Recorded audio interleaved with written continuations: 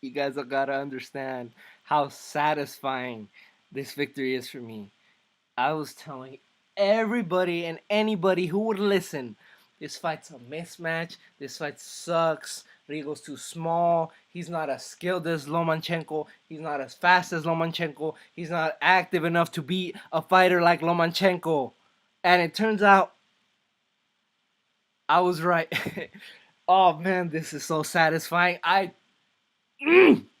This, this guys, this feels so good. I proved everybody wrong. And I told you.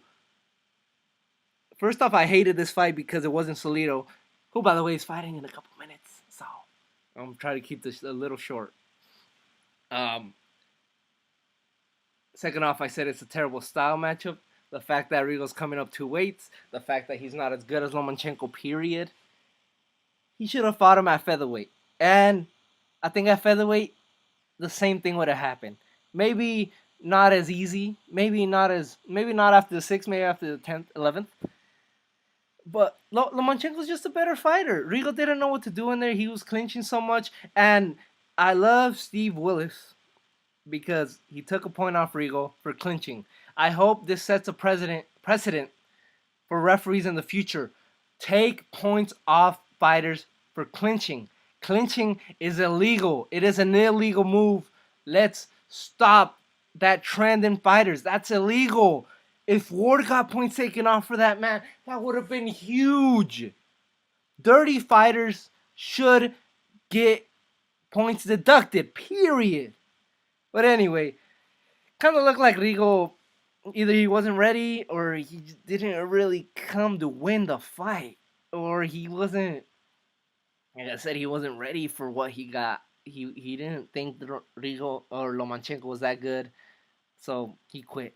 And yes, he said his hand got hurt. First he said it was his right hand, so they took the right glove off first, but then they took the left glove off after that, and they're like, and Rigo was touching his left hand, but he was moving it pretty nicely. Call me a skeptic, but I don't think his hands hurt. I think he was getting schooled. And Lomachenko, he said after the fight, he said, I think I'm going to call myself Nomaschenko. Because fighters in the corners call it quit after they can't deal with his skill.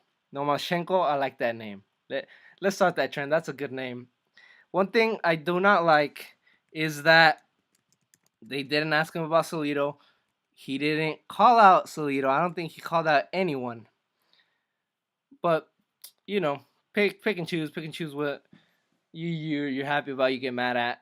He did say it wasn't a good win. I think it was a good win, but I agree with his reasoning that it wasn't a good win because he wasn't a guy in his weight class, but he was a great fighter. He's one of the greatest Olympic fighters of all time, one of the best amateur fighters of all time, and he fought a hell of a fight. So props to Loma. And one quick thought of the undercard: I've been off social media for a while besides YouTube. And I didn't know that Conlon was gonna fight on the undercard and Shakur. I love that Bob Arum's promoting the hell out of these guys. And when it comes time, these guys are gonna have a collision course, and their fight is gonna be good. It's gonna be gnarly, and I can't wait for that. Thanks everybody for watching. What did you guys think? Do some of you need to apologize to me for saying that I was crazy, that I was tripping, that this fight's gonna be good? The same thing happened in Lomachenko versus Walters, guys. Remember that the same exact thing happened. Do some of you need to apologize? I think it's time. I think I'm doing an apology from a lot of you. Thanks everybody for watching. And regardless, have a great day. Have a great night. Oh, don't forget to watch Salido. The rematch better be next if Salido wins. Thanks everybody for watching. Peace. I'm going to go off to watch a real fight.